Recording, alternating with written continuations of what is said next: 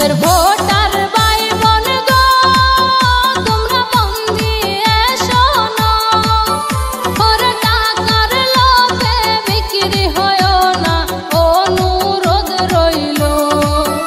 ওরে 2 টাকা লোভে বিক্রি হয়ো না, অনুরোধ রইল।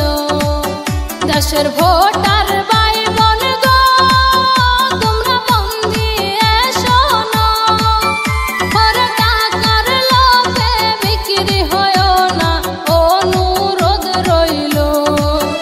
ওরে 2 টাকা লোভে বিক্রি হয়ো না, অনুরোধ রইল।